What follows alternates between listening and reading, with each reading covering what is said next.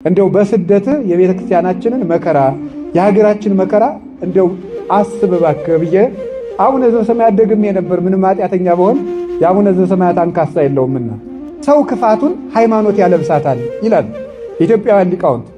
ሰው ክፋቱን ሃይማኖት ያለብሳታል ይልና በሃይማኖት ሳቅተው ቤተ ክርስቲያንን የሚጎዷት ሁልጊዜ ትምህርት አብስለው ያልተማሩ ሰዎች አብስለው ሳይማሩ ቤተ ክርስቲያንን የሚንድ ሐሳብ ይዘው ይመጡና ተከራክረው ሲረቷቸው ደግሞ ሄደው ከፖለቲካ ይለጥፋሉ። ሄደው እውነተኛ አባቶችን መንግስትን ተሳድበዋል ብለው ደግሞ ይካሰሳሉ። አሁን ይሄ ዘመን ምን እያደረገን እንደሆነ ታውቃላችሁ? እንዳናስብ እያደረገን። በቃ እንዳናስብ ነው የሚያደርገው። እኔ ገደው ይገርማል። ምክንያቱም የማናስብበት ምክንያት ደግሞ ለምንድን ነው? ቁጭ ብለን እንዳናስብ ማሰቢያችን በሙሉ ጥቅጥቅ እንዲል እየተደረገ ነው። ይሄን የፈጠረው ምንድን ነው? ዓለሙ የሚሰጠን የቤት ስራ አለ። ጦርነት አለ፣ ብጥብጥ አለ፣ ስድድብ አለ። ዓለም መቼ ይጠፋል ብላችሁ ብትጠይቁኝ ማሰቢያ ቆመለት ብዬ ነው የምናገረው። የዩቲዩብን ሳትጨርሰው የፌስቡኩ ይመጣል። የፌስቡኩን ሳትጨርሰው የቲክቶክ ይመጣል። የዚያን ሳትጨርሰው የምትደውለው ስልክ አለ። ተንኮልን የሚያመነጩት ስራ ፈቶች ናቸው። ክፋትን፣ ቂምን፣ ሰው ከሰው ማጣላትን የሚያመጣው ስራ ፈቶ ቁጭ ማለት ነው። ነገረኛ የሚያደርግ ራሱ ስራ ፈት ነው። ስራ ፈትነት ነው። አንዳንድ ጊዜ እኔ ሳየው ፈረንጆቹ ተንኮል አላቸው። ያው ተንኮል የነሱ እንዲያውም ስትራቴጂክ ተንኮል ነው። በጣም ኃይለኛ ተንኮል ነው። እንደዚህ ቀለል ያለ ተንኮል አይነካካቸውም።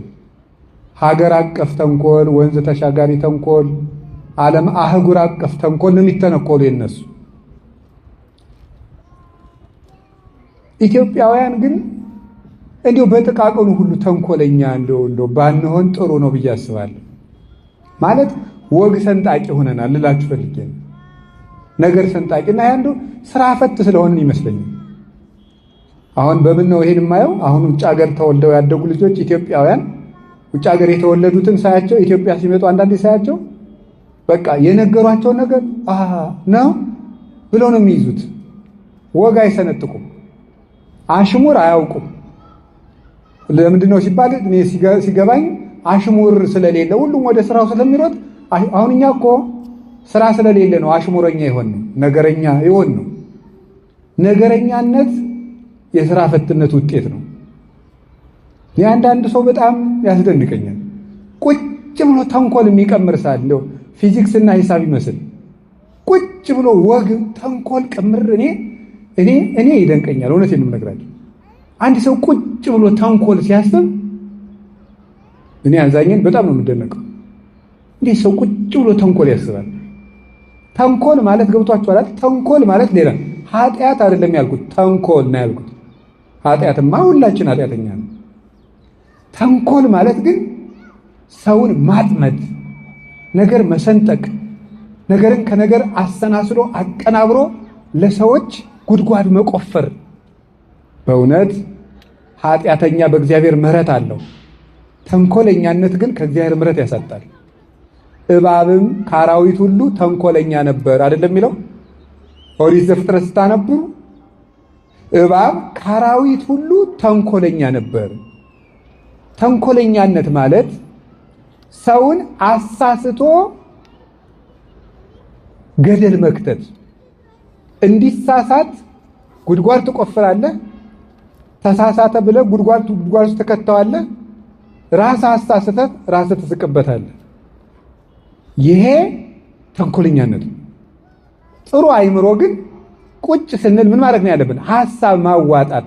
እስኪ ሐሳብ እናዋጣ ብለን እኔም አንድ ሐሳብ አንተም አንድ ሐሳብ እስኪ ይሄን ነገር እንወያይበት ብሎ ይውላችሁ ቤተ ክርስቲያንንም ሀገራችንንም ያቆዩት ሐሳብ ያላቸው ሰዎች ነው። ጥሩ ሐሳብ የሚያስቡ ዘመንን ተሻግረው የሚያስቡ ሰዎች ናቸው። ማሰብ ትልቅ ነገር ነው። አሁን ይሄ ዘመን ምን እያደረገን እንደሆነ ታውቃላችሁ? እንዳናስብ እያደረገን ነው። በቃ እንዳናስብ ነው የሚያደርገው። እኔ ገደው ይገርማል። ምክንያቱም የማናስብበት ምክንያት ደግሞ ለምንድን ነው?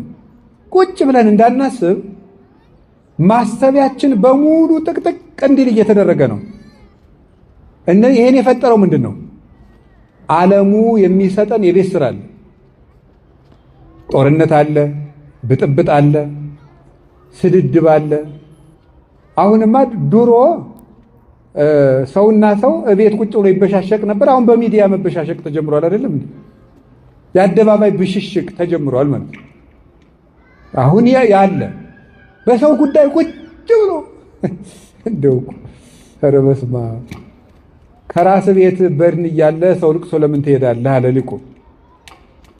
ቁጭ ብሎ እነገሌ እና ትዳራቸው እንዴት ሆነ? እንደዚህ ነው የለም እንደዚህ ነው ውይይት። አይገርማችሁም?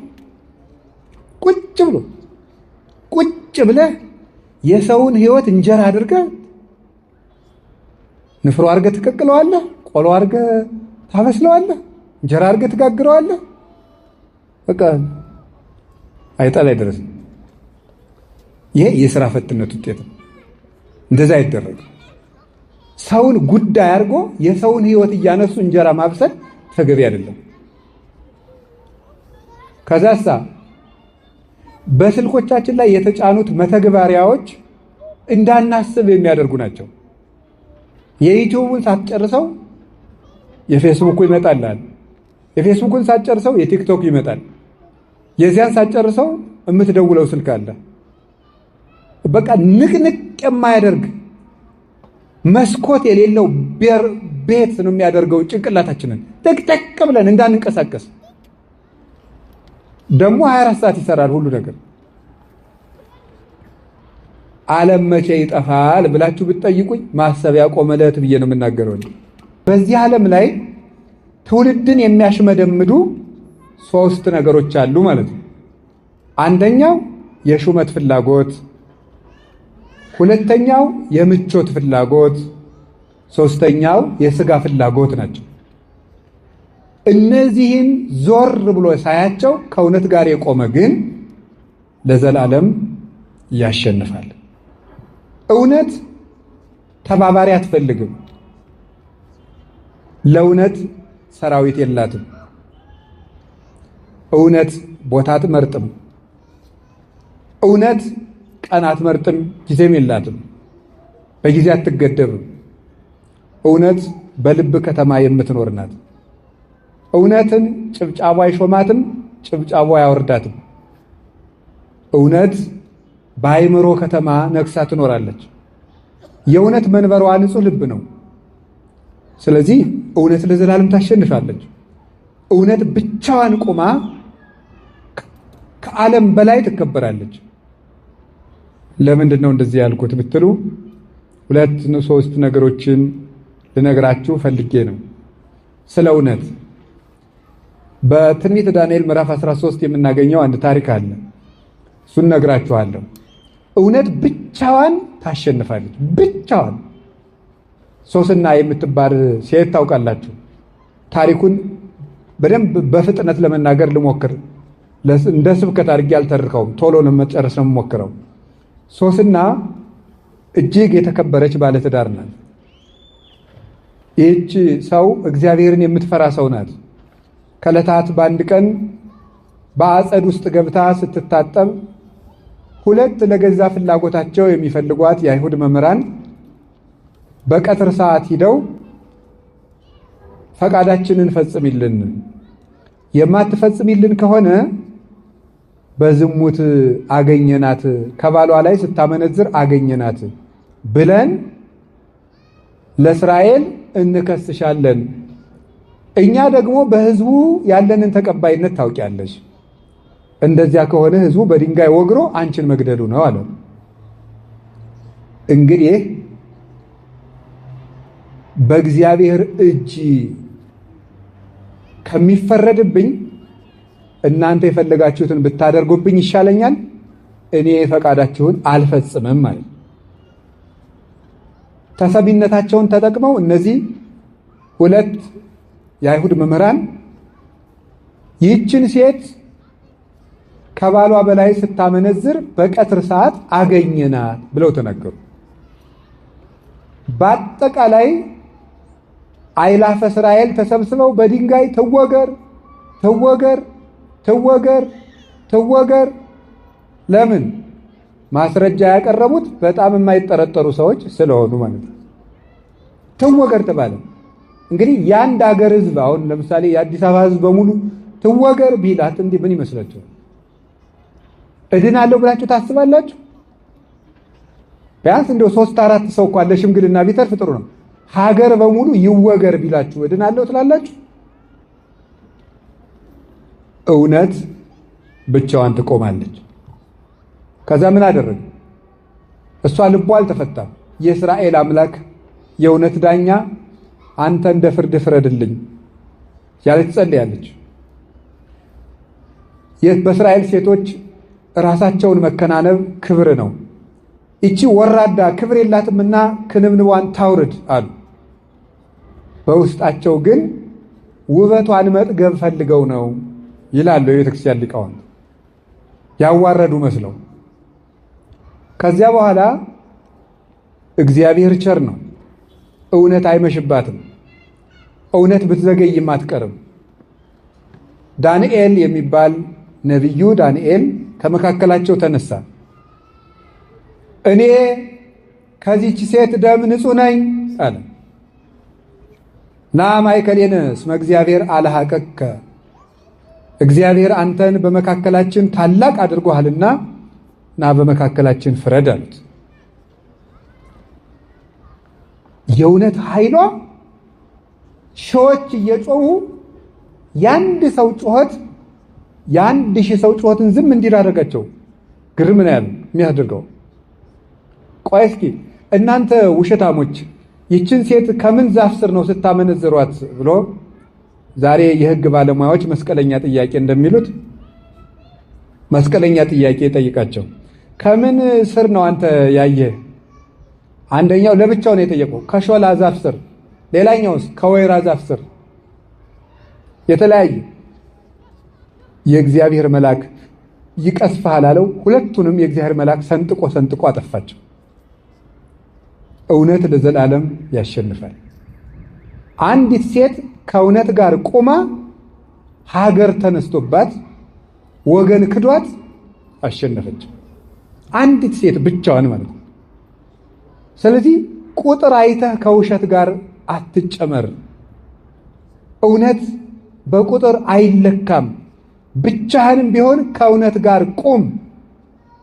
እውነት ከሺህ ይልቅ ትመሰክራለች፣ አፍ አውጥታም ትናገራለች። የእውነትን ምስክር ተራራ አይጋርዳትም፣ ውሃ አይሞላባትም፣ ደመና አይጋርዳትም፣ ክረምትና በጋ አያስቀራትም። እውነት ከሰማያት በላይ ጸንታ የምትኖር ናት። እውነትን ጩኸት አያፍናትም። እውነትን ስም ማጥፋት አያስቀራትም። እውነት ለዘላለም ሁሉን ፈንቅላ ትወጣለች። በተራራ ላይ የተሰራች ከተማ ልትሰወር ማለት እንዳይቻላት ጌታችን በወንጌሉ እንዳስተማረን በእውነት ላይ የቆመ ሰው ጉድጓድ ውስጥ ቆፍረው ቢቀብሩት እንኳን ይወጣል። እውነት ለዘላለም ያሸንፋል። እውነት ይህንን ርዕስ የመረጥኩበት የራሴ ለዕለቱ የመረጥኩበት የራሴ ምክንያት አለ። እውነት አሸናፊነቱን የሚገለጥበት ቀን ነው ዛሬ። አሁን ያለንበት ቀን የግንቦት ሥላሴ ይሄንን የሚያስረዳ ነው። ለምንድን ነው ስትሉኝ፣ ዛሬ ቅዱስ አትናቴዎስ ሐዋርያዊ ዕረፍቱ ነው። ቅዱስ አትናቴዎስ ሐዋርያዊ በ325 ዓመተ ምህረት የመጀመሪያውን የቤተ ክርስቲያን ዓለም አቀፍ ጉባኤ የጸሎት ሃይማኖት አንቀጽ ያረቀቀ ለ47 ዓመት በፓትርያርክነት ተቀምጦ ለግማሽ ክፍለ ዘመን ያህል የቤተ ክርስቲያንን አደራ የተሸከመ የእውነት ምሰሶ ነበረ ቅዱስ አትናቴዎስ። እሱ ብቻውን ነበር የሚሮጠው፣ ብቻውን። ይገርማቸዋል እኮ ቅዱስ አትናቴዎስ የተጠራው ከአረማዊ ቤተሰብ ነው። ክርስቲያን ካልሆኑ ቤተሰቦች ቤተሰቦቹ ክርስቲያን አይደሉም። የክርስቲያን ልጆች እርስ በርሳቸው ሲጨዋወቱ አንዱ ጳጳስ አንዱ ምዕመን እየሆኑ ይጫወታሉ። ያንን ሲጫወቱ እሱም ከጨዋታቸው አስገቡኝ አላቸው።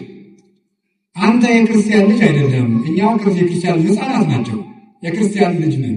እንዴት አንተ ከኛ ጋር ጨዋታ ትጫወታለህ? ይሉታል። በቃ እንደናንተ ክርስቲያን ሆናለሁ፣ ከጨዋታቸው አስገቡኝ አላቸው። የሕፃናት ጨዋታ ነው።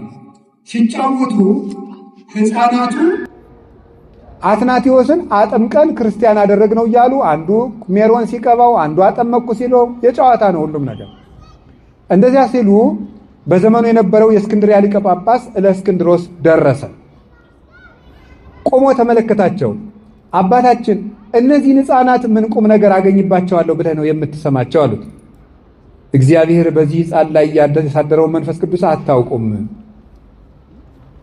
ከኔ ቀጥሎ ፓትርያርክነት የሚሾም ይህ ነው ብሎ ትንቢት ተናግሮ ይዞት ሄደ። በደንብ እያስተማረ መጻሕፍተ ብሉያትን መጻሕፍተ ሐዲሳትን እያስተማረ ዘመኑ የሚጠይቀውን በግሪኮ ሮማን ኢምፓየር ተስፋፍቶ የነበረውን የግሪክ ፍልስፍና ጥንቅቅ አድርጎ እንዲማር አደረገው። ለምን? እነ አሬዎስ የግሪክን ፍልስፍና እየተጠቀሙ በተለይ የአርስቶትልን ፍልስፍና እየተጠቀሙ የክርስቶስን የባህሪ አምላክነት ይክዱ ስለነበረ እሾህን በሾህ እንዲያወጡት ፍልስፍና ተማርኩ ያለን ሰው በፍልስፍናው መንገድ ለመርታት ፍልስፍናን ጥንቅቅ አድርጎ ተምሮ የዘመኑን የግሪክ ቋንቋ የቴዎሎጂ ተርምስ የሚባሉትን መሰረታዊ ቋንቋዎች አውቆ በንጽህና በቅድስና ተሸልሞ በእለእስክንድሮስ ቤት አደገ። ከሃዲው አሬዎስ ኢየሱስ ክርስቶስ ያልነበረበት ዘመን ነበር ወይም አልነበረም። አልቦ አመይሃሎ እሱ አልነበረም። ኢየሱስ ክርስቶስ የእግዚአብሔር የመጀመሪያው ፍጡር ነው። ኢየሱስ ክርስቶስ ከአብ ጋር አንድ ባህሪ አይደለም። እንደዚህ አይነት ሶስት ክህደቶችን ይዞ አሬዎስ ሲነሳ በኒቅያ ጉባኤ እንዲደረግ በዘመኑ የነበረው ንጉሥ ቆስጠንጢኖስ አዘዘ። ኒቅያ የምትባለው ዛሬ ኢዝኒክ ትባላለች፣ ቱርክ ውስጥ ያለች ከተማ ናት። እዚያ ዓለም አቀፉ ጉባኤ የመጀመሪያው ጉባኤ ተጠራ። 318 በዓለም የነበሩ ሊቃነ ጳጳሳት በሙሉ ሄዱ። የቤተ ክርስቲያን መከፋፈልም አልነበረም። የዚያ ጊዜ ቤተ ክርስቲያን አንዲት ቤተ ክርስቲያን ናት። እዚያ ሲሄዱ ቅዱስ አትናቴዎስ ተገኘ። እነዚህን ክህደቶች ሲያቀርብ ኢየሱስ ክርስቶስ ቀዳማዊ አይደለም ባለ ጊዜ ቀዳማዊነቱን ተንትነው አስረዱ። ቀዳሚው ቃል በመጀመሪያ ቃል ነበር የሚለውን ዮሐንስ ወንጌል ምዕራፍ 1 ቁጥር 1 ያለውን መሰረት እያደረጉ ቃል በመጀመሪያ ነበር ስለሚል ከቃል ተለይቶ የሚኖር ልብ የለም፣ ከልብ ተለይቶ የሚኖር ቃል የለም። ወልድም ከአባቱ ተለይቶ አልኖረም። ወልድ የአብ ቃል ነው። ልብ ያለ ቃል እንደማይኖር አብም ያለ ቃል አልኖረም። ስለዚህ ወልድ በአብ ልብነት የነበረ ቀዳማዊ ቃል ነው አሉት። ዕብራውያን ምዕራፍ 1 ቁጥር 3 ያለውን አንስተው ዘውቱ ጸዳለ ስብሐቲሁ ስለ ኢየሱስ ክርስቶስ ሲናገር ቅዱስ ጳውሎስ እሱ የክብሩ ነጸብራቅ ነው። ሃይማኖታችሁን በደንብ ስሙ። እናንተም መማር አለባችሁ። አንዳንድ ጊዜ እግዚአብሔር ያበላል ያጠጣል የሚል ስብከት ብቻ አይደለም መስማት ያለባችሁ፣ መሰረታችሁንም ማወቅ አለባችሁ። ሃይማኖት ሲነገር እንቅልፍ መተኛት፣ እግዚአብሔር ጤና ይሰጣል እንጀራ ያበላል ሲሏችሁ እልል ማለት፣ ይሄ ነውር ነው። በደንብ አድርጋችሁ ማወቅ አለባችሁ ሃይማኖታችሁን። ኢየሱስ ክርስቶስ ቀዳማዊ ቃል ነው። ቃል ነው። ቃል ደግሞ ሥጋ ሆኗል። ቃል ደግሞ እግዚአብሔር ነው። ቃል በልብ እንደሚኖር ወልድ በአብ ኖሯል። ከአብ ተለይቶ የኖረበት ዘመን የለም። የወለዱ አብ እምድኅረ ዘመን አብ ኑሮ የወለደው አይደለም። አልወቱ ጥንት መጀመሪያ አልነበረውም፣ እሱ ቀዳማዊ ነው። ዕብራውያን ምዕራፍ 1 ቁጥር 3 ላይ እሱ የአብ የክብሩ ነጸብራቅ ነው፣ የአብ የክብሩ ጸዳል ነው፣ የአብ የክብሩ ብርሃን ነው አለው። ይህ ማለት ተመልከቱ፣ ነጸብራቅ ጸዳል የምንለው ከፀሐይ ወጥቶ እኛ ላይ የሚያርፈውን በተለምዶ ጨረር ብለን የምንጠራው ነው። እሱ ነጸብራቅ የፀሐይ ጸዳል ይባላል። ይህ ጸዳል እኛ ላይ መጥቶ ሲያርፍ ከፀሐይ ከክብ አካሏ ተለይቶ አይደለም፣ ተለይቶ የኖረበት ጊዜ የለም። ከክቡ ጋር አብሮ እንዳለ እዚህ እኛም መጥቶ ያሞቃል፣ ያበራል። እንደዚህም ሁሉ ወልድ የአብ ብርሃን ነው፣ የአብ ጸዳል ነው ማለት ጸዳል ወይም ነጸብራቅ ከፀሐይ ክበብ ሳይለይ እንደኖረ ወልድም ከአባቱ ሳይለይ የኖረ ነው። ወልድ ያለዚያ ጸዳል አብ ብቻውን አልነበረም። አብ ማለት አባት ማለት ነው። አባት የአብ ደግሞ አብነቱ ቀድሞ የነበረ ነው። ወልድን ኑሮ ወለደው ካልን ግን አብም አብ የሆነ ኖሮ ነው ማለት ነው። ምክንያቱም ያለ ልጅ አባት የሚባል የለምና። ስለዚህ ክርስቶስ ዓለማት ሳይፈጠሩ በአብ ክብር የነበረ ነው። እሱም ከአባቱ ጋር አንድ ነው። ኩሉ ዘቦላዊ የዚአየ ውእቱ ዮሐንስ ወንጌል ምዕራፍ 16 ቁጥር 15 ላይ ለአባቴ የሆነው ሁሉ የኔ ነው ብሏል። ለአባቴ የሆነው ሁሉ የኔ ነው። ለአባቴ የሆነው ሁሉ የኔ ነው። ያዙ። ለአባቴ የሆነው ሁሉ የኔ ነው ማለት ምንድን ነው? የአብ ቀዳማዊነት የወልድ ቀዳማዊነት ነው። የአብ ሕያውነት የወልድ ሕያውነት ነው። የአብ ሕይወትነት የወልድ ሕይወትነት ነው። የአብ ምሉዕነት የወልድ ምሉዕነት ነው። የአብ ረቂቅነት የወልድ ረቂቅነት ነው።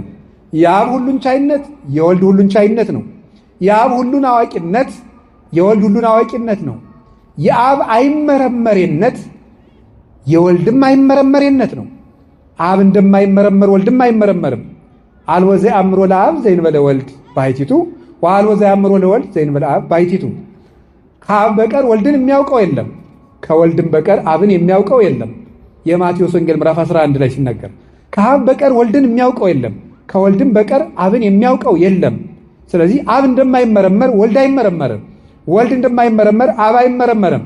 ወለዘፈቀደ ሎቱ ወልድ ይከስት ሎቱ፣ ወልድ ለፈቀደው ይገልጥለታል እንጂ። አንደኛ ቆሮንቶስ ምዕራፍ 2 ላይ ቅዱስ ጳውሎስ ደግሞ ሲናገር መኑ ያአምር ሕሊናሁ ለእግዚአብሔር ዘእንበለ መንፈሱ ቅዱስ፣ የእግዚአብሔርን ሕሊናውን ማን መርምሮ ያውቃል የባሕሪ ሕይወቱ ከሚሆን ከመንፈስ ቅዱስ በቀር ብሎ እንደተናገረ መንፈስ ቅዱስ የመንፈስ ቅዱስ ረቂቅነት የአብ የወልድ ነው። የወልድ ረቂቅነት የአብ የመንፈስ ቅዱስ ነው። የአብ ረቂቅነት የወልድና የመንፈስ ቅዱስ ነው። በዚህ ርቀት የኖረ ነው። ወልድ ቀዳማዊ ነው። ከአባቱ ጋር አንድ ነው። በከመ ይሁቦሙ አብ ሕይወተ ለፍቁራኒሁ ከማሁ ወልድኒ ይሁቦሙ ሕይወተ ለፍቁራኒሁ። አብ ለወደዳቸው ሕይወትን እንደሚሰጥ ወልድም እንዲሁ ለወደዳቸው ሕይወትን ይሰጣል። ከማያክብርዎ ሰብእ ለወልድ ዘከማያከብርዎ ለአብ።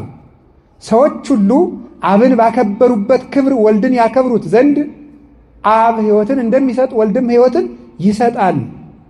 የዮሐንስ ወንጌል ምዕራፍ 5 ላይ ስታነቡት እንዲህ ይላል፣ ሕይወት እግዚአብሔር ነው። በኦሪት ዘዳግም እንደተናገረ አነ እቀትል ወሃዩ ቀስፍ ወሳል አልቦ ዘያመስጥ እምኔ፣ እኔ ገርፋለሁ፣ እኔ አቆስላለሁ፣ እኔ ፈውሳለሁ፣ እኔ ገላለሁ፣ እኔ አድናለሁ፣ ከእጄ የሚያመልጥ የለም፣ ማዳንና መግደል የኔ ስልጣን ነው ይላል የሰራዊት ጌታ እግዚአብሔር። እንዲህ ነው የሚለው። እግዚአብሔር ሕይወት ነው። እግዚአብሔር ሕይወት ነው። ክርስቶስ ደግሞ የዮሐንስ ወንጌል ምዕራፍ 11 ቁጥር 5 ላይ ምን አለ? አነ ውእቱ ትንሣኤ ወሕይወት፣ እኔ ትንሣኤና ሕይወት ነኝ። እግዚአብሔር ቅዱስ ዳዊት እግዚአብሔር ብርሃኔና መድኃኒቴ ነው አለ። እግዚአብሔር ያበርህልኝ ወያድኅነኒ እምንትኑ ያፈራህኒ አለ። እግዚአብሔር ብርሃኔና መድኃኒቴ ነው። መዝሙር 26 ቁጥር 1 ላይ የዮሐንስ ወንጌል ምዕራፍ 8 ቁጥር 12 ላይ አነ ውእቱ ብርሃኑ ዓለም ዘይተለወኒ ይርኤያ ለጽልመት አላ ይረክብ ብርሃነ ሕይወት፣ እኔ የዓለሙ ሁሉ ብርሃን ነኝ፣ እኔን የሚከተለኝ ከቶ ጨለማን አያይም ለዘላለም ሕይወትን ያገኛል እንጂ ብሎ ነው የነገረኝ ጌታ። ስለዚህ ክርስቶስ ከአባቱ ጋር አንድ ነው። አባ ሰባህኒ በስብሐቲከ ዘሃሎ ምስሌከ እምቅድመ ይትፈጠር ዓለም። አባት ሆይ ከአንተ ጋር ዓለም ሳይፈጠር በነበረኝ ክብር ግለጠኝ፣ የኔን ክብር ግለጥ አለ። ወዝንቱ ውእቱ ሕይወት ዘላለም ከመ ያእምሩከ ለከ ለአምላከ ጽድቅ ባሕቲትከ ወለዘፈነውዎ ኢየሱስ ክርስቶስ ወልድከ። የዮሐንስ ወንጌል ምዕራፍ 17 ላይ ሲናገር አባቴ ሆይ የዘላለም ሕይወት ይህች ናት፣ የዘላለም ሕይወት ይህች ናት፣ ብቻህን አምላክ የምትሆን አንተን ያውቁ ዘንድ የላከው ልጅህን ኢየሱስ ክርስቶስን የሚያውቁ ዘንድ ነው። እንግዲህ የዘላለም ሕይወት አብን በማወቅና ወልድን በማወቅ የሚገኝ ከሆነ የዘላለም ሕይወት በአንድ አምላክ ይሰጣል እንጂ በዋና አምላክና በተከታይ አምላክ የሚሰጥ አይደለም። አምላክም አንድ ነው፣ ሕይወት ሰጭም አንድ ነው።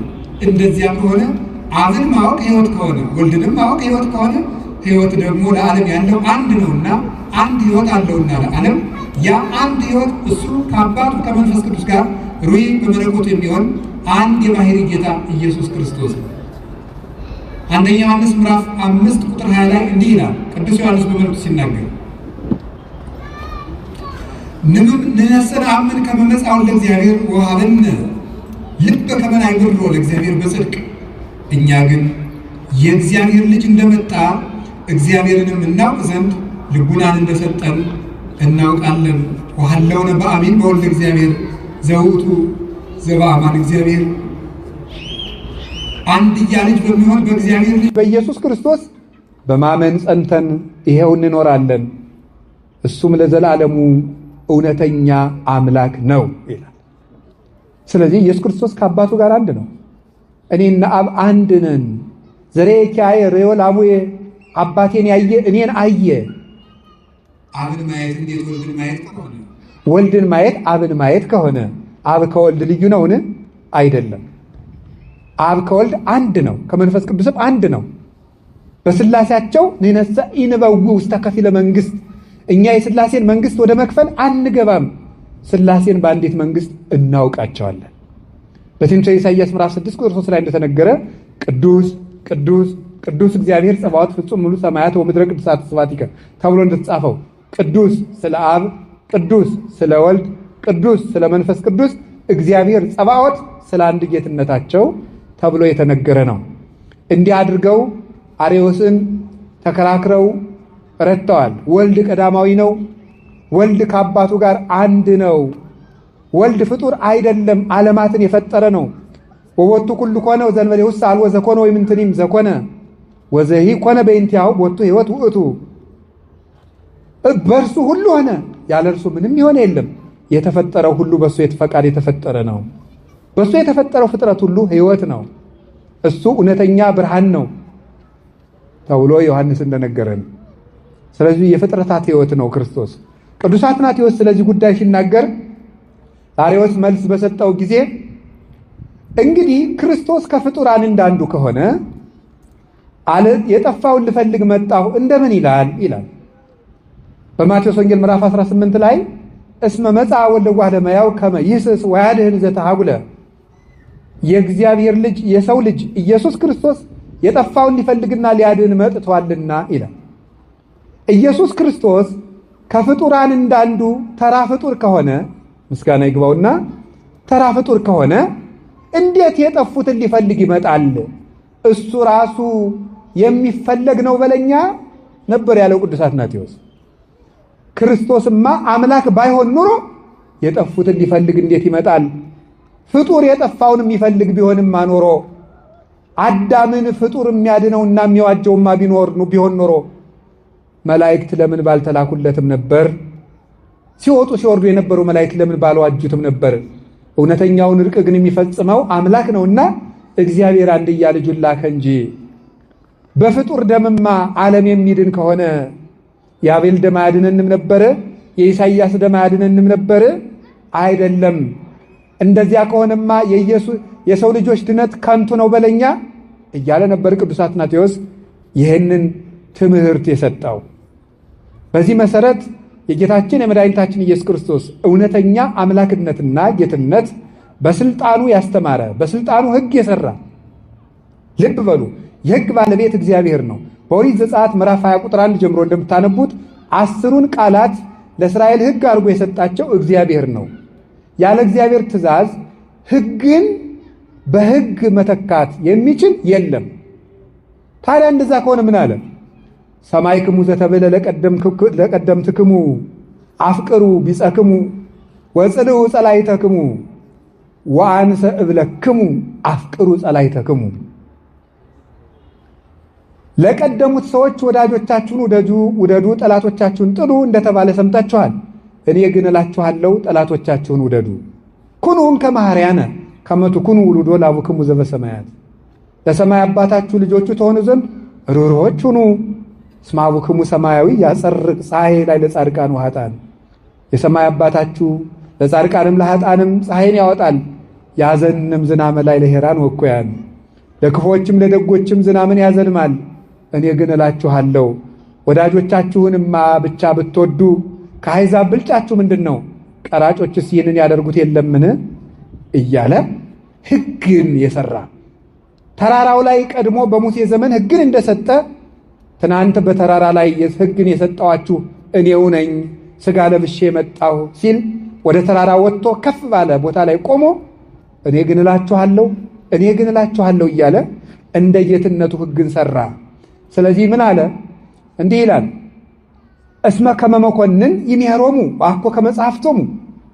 ሲያስተምራቸውም እንደ ጌትነቱ እንደ ባለሥልጣን ያስተምራቸው ነበር እንጂ እንደ ጸሐፍት እንደ ፈሪሳውያን አላስተማረም። እንደ ኢሳይያስ ከመዝ ይቤ እግዚአብሔር ጸባዖት፣ አሸናፊ እግዚአብሔር እንዲህ ይላል እያለ አላስተማረም። እንደ ዘካርያስ ከመዝ ይቤ እግዚአብሔር ዘኩሎ ይመልክ፣ ሁሉን የሚገዛ እግዚአብሔር እንዲህ ብለዋል ብሎ አላስተማረም። እንደ ሕዝቅኤል ከመዝ ይቤ እግዚአብሔር አዶናይ፣ ሁሉን ቻይ እግዚአብሔር እንዲህ ብለዋል ብሎ አላስተማረም። እንደ ሙሴ ከመዝ ይቤ ለክሙ እግዚአብሔር ደቂቀ እስራኤል፣ የእስራኤል ልጆች ወይ እግዚአብሔር እንዲህ ብሏችኋል ብሎ አላስተማረም። እሱ ያስተማረ ግን እኔ እላችኋለሁ እያለን ያስተማረ እውነት እውነት እላችኋለሁ አለ። እስመ ሐጋጌ ብሉይ ወሐዲስ ውእቱ ኢየሱስ ክርስቶስ። የብሉያትና የሐዲሳት ጌታ ኢየሱስ ክርስቶስ ነው። የነቢያትና የሐዋርያት የማዕዘናቸው ራስ ኢየሱስ ክርስቶስ ነው። የእምነታችን ራስና አበጋዝ፣ የሕይወታችን ራስ፣ የትንሣያችን በኩር፣ የጨለማው ገዢ የተቀጠቀጠበት እውነተኛው ፀሐይ ጽድቅና ብርሃናችን፣ የነፍሳትን ጥም የቆረጠ የሕይወት ውሃ እሱ ኢየሱስ ክርስቶስ ነው። ስለዚህ ቅዱስ አትናቴዎስ ይህንን አስተማረ፣ ገለጠ። ጸሎት ሃይማኖት የሚባለው ጸሎት አርቅቆ ያቀረበው ቅዱስ አትናቴዎስ ነው። ዛሬ ግንቦት 7 ሥላሴ የቅዱስ አትናቴዎስ ዕረፍት ነው። በጣም በትልቅ ቀን የተሰበሰብነው የተወደዳችሁ ምዕመናን፣ ሃይማኖታችን የተመሰከረበት ቀን ነው። ይሄ ቀን እግዚአብሔር በዚህ ቀን ስለተሰበሰበም እናመሰግነዋለን። በኋላ ሁላችንም ቀጥ ብለን ቁመን ይህንን ጸሎት እንጸልያለን። የሕይወታችን ጌታ ትንሣኤያችን ኢየሱስ ክርስቶስ እውነት ሆኖ ያሸነፈበት ከ318ቱ ሊቃውንት ጋር 319ኛ ብሎ የአርዮስን ልብ በረቂቅ ሥልጣኑ የወጋበት በዮሐንስ ወንጌል ቀዳማዊ ቃል በሚለው ቃሉ የክደትን እንክርዳድ አበጥሮ የዘራበት በመንፈስ ቅዱስ እስትንፋስነት እንክርዳዱን አርዮስን ከአዝመራው የለየበት የትልቁ መሳሪያውና መዶሻው የቅዱስ አትናቴዎስ ዕረፍቱ ነው ዛሬ። ስለዚህ ቅዱስ አትናቴዎስ ይህን እውነት ገለጠ። አርዮስ ተወገዘ። አርዮስ ከተወገዘ በኋላ እለእስክንድሮስ ሲያርፍ አርዮስ ሞቶ እለእስክንድሮስ አርፎ አትናቴዎስ በእለእስክንድሮስ መንበር የእስክንድርያ ፓትርያርክ ሆኖ ሲሾም እለእስክንድሮስ ሊሞት ሲል እንዲህ ብሎት ነበረ። አትናቴዎስ ወይ አንተ የቤተ ክርስቲያን ሹመት ትሸሸዋለህ፣ ግን ይከተልሃል እንጂ አይለቅህም ብሎት ነበር። ቅዱስ አትናቴዎስን ቅዱስ ጎርጎርዮስ ዘንዚናዙ ሲያመሰግነው የቅድስና ሁሉ ፍሬ፣ የቅድስና ውበት ምልክት፣ የትሩፋት ሁሉ መገኛ ነው አትናቴዎስ ይለዋል ቅዱስ አትናቴዎስን ሲያመሰግነው። ስለዚህ ቅዱስ አትናቴዎስ 47 ዓመት በእስክንድርያ መንበር ሲቀመጥ 17ቱን ዓመት በስደት ነው የኖረው። 17ቱን ዓመት። ርዕሳችን ምንድን ነው? እውነት ያሸንፋል። በውሸት ከሰውት ያውቃሉ። እጅ ቆርጧል ብለው ከሰውት ያውቃሉ። ይገርማችኋል። ቅዱስ አትናቴዎስን በትምህርት ቢያቅታቸው ከሰሱት። ምን አድርገው? የአንድ ድሃ እጅ ቆርጧል ብለው። በአጋጣሚ እጁ ተቆርጧል ተብሎ ከተባለ ቅዱስ አትናቴዎስ ተከሶ ቀረበ።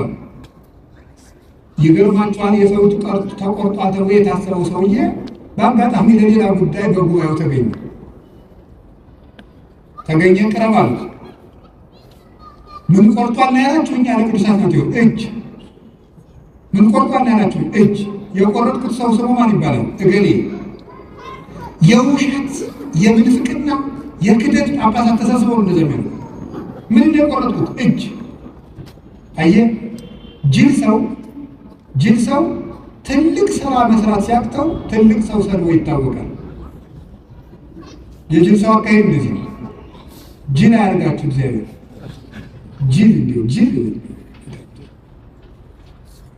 ጅል ማለት ምን ማለት ነው ተብሎ ቢጠየቅ መዝሙር ነው። ጅል ማለት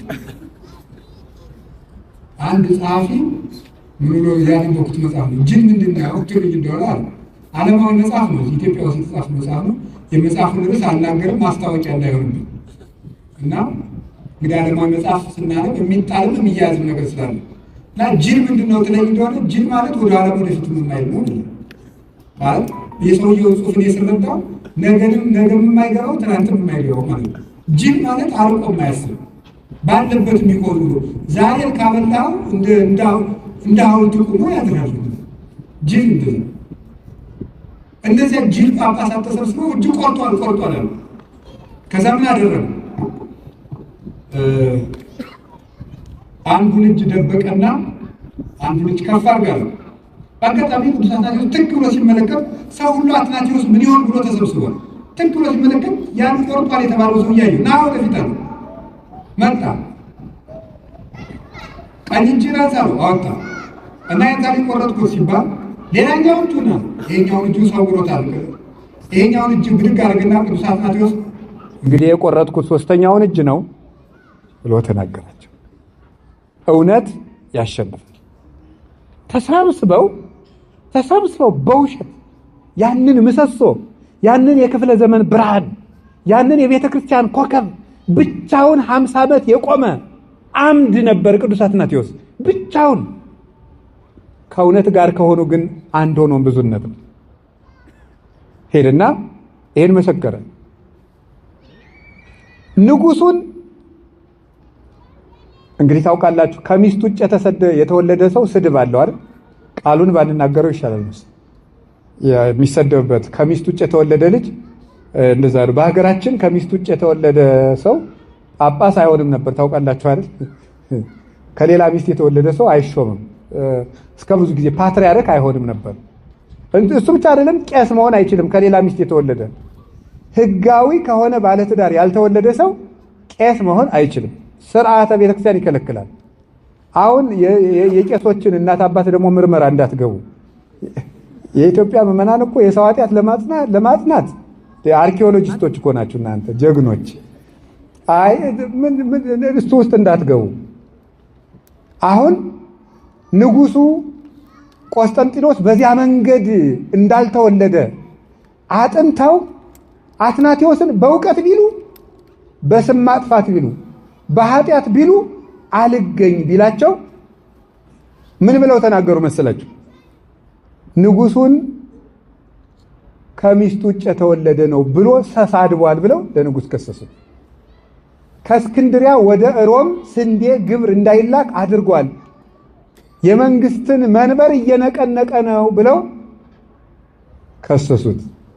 አቅም ሲያቅትህ ወይ ወደ ውሸት ትጠጋለህ ወይ ወደ ፖለቲካ ትጠጋለህ። እንደዚህ በጣም ችግር እኮ ነው። የሃይማኖት አባት ከሆንክ ሃይማኖትን ብቻ ይዘህ ትቆማለህ። በሃይማኖት ድል ትነሳለህ። እስመ ሰብእ ለእከዩ ሃይማኖት ያለብሳ፣ ሰው ክፋቱን ሃይማኖት ያለብሳታል ይላል የኢትዮጵያውያን ሊቃውንት። ሰው ክፋቱን ሃይማኖት ያለብሳታል። ሄድና በሃይማኖት ሲያቅተው ቤተክርስቲያንን የሚጎዷት ሁልጊዜ ትምህርት አብስለው ያልተማሩ ሰዎች፣ አብስለው ሳይማሩ ቤተ ክርስቲያንን የሚንድ ሐሳብ ይዘው ይመጡና ተከራክረው ሲረቷቸው ደግሞ ሄደው ከፖለቲካ ይለጥፋሉ። ሄደው እውነተኛ አባቶችን መንግስትን ተሳድበዋል ብለው ደግሞ ይካሰሳሉ። እንደዚህ ያሉ ሰዎች እንዲህ ናቸው። ቅዱስ አትናቴዎስ ተሰደደ። በአጋጣሚ 2 ዓመት ተሰዶ ያሳለፈባትን ዓመት የዛሬ ዓመት በዚህችው ቀን እዚያ ነበርኩኝ። ጀርመን ውስጥ ፍሬር የምትባል ከተማ ውስጥ ናት እና እዛች ተሰዶ 2 ዓመት በስደት ከእስክንድርያ ያሳልፏልና የዛሬ ዓመት በ7 እዚያችው ቦታ በመገኘት እኔ ደስ ብሎኛል። ቅዱስ አትናቴዎስ ስለምወደው እንደው በስደት የቤተ ክርስቲያናችንን መከራ የሀገራችን መከራ እንደው አስብ እባክህ ብዬ አቡነ ዘበሰማያት ደግሜ ነበር። ምንም ኃጢአተኛ በሆን የአቡነ ዘበሰማያት አንካሳ የለውምና እና ልላችሁ የፈለግኩት ያ ሁሉ ዘመን አብቅቶ ያ ሁሉ ግፍ አብቅቶ በገዳማት ተሰዶ ተንከራቶ አሬዎሳዊ ጊዮርጊስ የሚባል ደግሞ ተሹሞ እጅግ ተንኮለኛ የሆነ እንግዲህ ታውቃላችሁ ቅዱስ አትናቴዎስ የምን ለኢትዮጵያ ቤተክርስቲያን ትልቅ ባለውለታዋ ነው።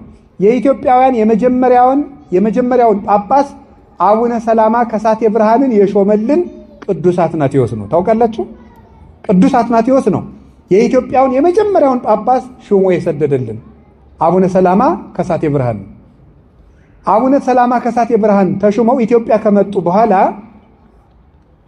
ቅዱስ አትናቴዎስ በነገረ ሰሪዎች ምክንያት ለንጉሱ በተሰራ ነገር ስራ ያለበደሉ ተሰዶ በግዞት በሄደበት ወቅት አሬዎሳዊ ጊዮርጊስ የሚባል ጳጳስ ተሾሞ ነበረ። ምዕመናን ያንን አንቀበልም ብለው ብዙ ግፍ ተቀብለዋል። ተደብድበዋል፣ ታስረዋል። ከሚያስቀድሱበት እየተሸከሙ እያወጡ ወርውረዋቸዋል። በእሳት አቃጥለዋቸዋል። ብዙ ስቃይ አድርሰውባቸዋል። ይገርማቸዋል። ግን የኛ አባት ስደተኛው አትናቴዎስ ነው እያሉ ቆዩ። የትንሣኤ ዕለት ታስሮና ተሰዶ ባለበት የሚልክላቸውን ደብዳቤ እያነበቡ ምዕመናን ቤተክርስቲያናቸውን ጠበቁ። አክሱም የነበሩት የሀገራችን ነገስታት አብርሃና አጽብሃ፣ እነዚያ ነገስታት በዘመኑ የነበረው ንጉስ በተለይ ቆስጠንጢኖስ ካረፈ በኋላ የሮማ ንጉስ ወይም የባዛንታይን መንግስት የሚባለው ከሁለት ተከፍሎ ምስራቅ ሮማ እና ምዕራብ ሮማ ተብሎ ተከፍሎ ነበርና አንደኛው ገዢ ቅዱስ አትናቴዎስ በጣም የሚጠላ ነበር። አንደኛው ቆስጣዲዮስ የሚባለው የቆስጠንጢኖስ ልጅ እሱ ለአብርሃምና አጽብሃ ለኢትዮጵያ ነገስታት ሰላማ ከሳቴ ብርሃን የምትሉት ውሸት ነው፣ እውነተኛውን ሃይማኖት የያዘው ጊዮርጊስ ነው። ስለዚህ አትናቴዎስ ውሸታም ነው። አትናቴዎስ ስለሾመው የእናንተ ጳጳስም ትክክል አይደለም፣ ስለዚህ ሌላ ጳጳስ ተቀበሉ ብሎ ደብዳቤ ቢጽፍላቸው እኛ በሐዋርያት ሰንሰለት የወረደውን እውነተኛውን የክህነት ቅብብሎች አግኝተናል፣ ሃይማኖታችንም እንደ አትናቴዎስ ነው ብለው የሀገራችን ነገስታት ከስደተኛው አትናቴዎስ ጋር በመቆም ኢትዮጵያውያን ከእውነት ጋር የመቆም ታሪክ ያለን ሰዎች ነን። ቅዱስ አትናቴዎስ ሲመለስ ቤተ ክርስቲያን ከቅዱስ አትናቴዎስ መንበር ጋር ቀጠለች እና መጨረሻ ላይ ቅዱስ አትናቴዎስ የሁሉ ስደቱ አብቅቶ ረፍት አድርጎ ቤተ ክርስቲያንን አገልግሎ በእውነት ቃል እነዚያ ሁሉ ጠላቶቹ ጠፍተው እንግዲህ አርዮስም እንደተባለው ሽንት ቤት እወጣለሁ ሲል ሆዱ ተዘርግፎ በዚያው ተጎልጉሎ ነው የሞተው በታሪክ እንደተጻፈ። አንድ አርዮሳዊ ባለጸጋ ግን እንደው የህዝብ ሽንት ቤት አድርጎ ሰርቶበታል ይባላል። የአርዮስ አንጀት የተዘረገፈበት ያው እንግዲህ ጅል ሰው የህዝብ ሽንት ቤት ይሆናል። እዛው የህዝብ መጸዳጃ ሆኖ ቀረ። አርዮስ ፖለቲካ ተጠግቶ ቤተክርስቲያን ሲበድል የነበረው አርዮስ እንዲያው ሀገር ቤተክርስቲያን ለሀገር ትጸልያለች፣ ቤተክርስቲያን ለመንግስት ትጸልያለች። ግን ሃይማኖታዊ አባት ፖለቲካና ሃይማኖትን መቀላቀል የለበትም። የእግዚአብሔር መንግስት አገልጋይ የሆነ ሰው የእግዚአብሔር መንግስት ይሰብካል። ይሄ ሰው አርዮስ ግን እየሄደ ከዘመኑ ነገስታት እየተጠጋ ቤተክርስቲያንን ሲበድል ሲያሰቃይ ኖረ። ቅዱስ አትናቴዎስ ግን ከቤተክርስቲያን ነግሶ ኖረ። እንዲሁም አባቶቻችን በትውፊት እንደሚነግሩን ከቅዱስ ጳውሎስ መቃብር ሄዶ ሰላም እና ከቅዱስ ጴጥሮስ ሰላም ለክሙ ሐዋርያት ለክርስቶስ የክርስቶስ ሐዋርያት ጴጥሮስና ጳውሎስ ሰላም ለእናንተ ይሁን ብሎ ሲናገሩ ከመቃብራቸው ለአንተም ሐዋርያ መባል ይገባሃል ብለው የሚል ቃል በእግዚአብሔር ታምራት ከመቃብራቸው ተሰምቶለታል። ስለዚህ አትናቴዎስ ሐዋርያው የሚባለው ብቻውን እንደውም ይባላል አትናቴዎስ ዓለም በአትናቴዎስ ላይ እንደተነሳ አትናቴዎስ ደግሞ ብቻውን በዓለም ላይ የተነሳ ሰው ይባላል። በታሪክ ሲጻፍ ታውቃላችሁ። ብቻውን በዓለም ላይ የተነሳ ሰው የዛን ጊዜ ሮማ፣ እስያ፣ አፍሪካ፣ አውሮፓ የሚባለው ሁሉ አንድ ዓለም ነበር የነበረው። በክርስትና አልተከፋፈልም። የዛ ጊዜ ይገርማችኋል እኮ አሁን እዚህ ኢትዮጵያ ውስጥ ወይም ሌላ ቤተክርስቲያን ውስጥ ወይም አርመን ቤተክርስቲያን ውስጥ እርስ በርስ ጳጳሳት ቢጣሉ እኮ አይደለም። በዓለም ያሉ ጳጳሳት ከጥቂቶቹ በስተቀር በአትናቴዎስ ላይ ተነስተውበት ቤተ መንግስቱ በአትናቴዎስ ላይ ተነስቶበት ብቻውን አትናቴዎስ ግን በእነሱ ላይ ቆሞ ያሸነፈ የእውነት ምሰሶ ነበረ እና እንዲሁም ተሰብስበው ሰዎች ኧረ እባክህ ዓለም ሁሉ እኮ ተነሳብህ ብለው ቢጠይቁት ግድ የለም በኢየሱስ ክርስቶስ ስም እኔም በዓለሙ ተነስቼበታለሁ ብሎ ነበር። ብቻውን በዓለም ላይ የቆመ ብርሃን ቅዱስ አትናቴዎስ ነው። የአርዮስ ስም አጠራሩ ጠፍቶ አሰረ ፍኖቱ ሁሉ ተደምስሶ የእሱ መንበር የለው። የቅዱስ አትናቴዎስ እናቱ ቤተክርስቲያን ግን እስከ ዛሬ ድረስ ፍሬ እያፈራች አለች። እውነት ለዘላለም ታሸንፋለች። የቅዱስ አትናቴዎስ አምላክ በሃይማኖት ያጽናል። ይህን ጸሎት ሃይማኖት ያረቀቀው እሱ ነው።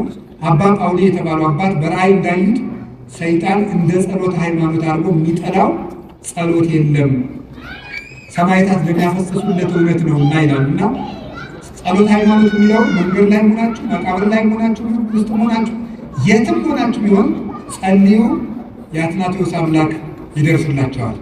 የቅዱስ አትናቴዎስ አምላክ በፍጹም ሰላሙን ለሁላችንም ይድረስልን። ከእውነት ጋር ያቁመን እግዚአብሔር። በስብሐት ለእግዚአብሔር።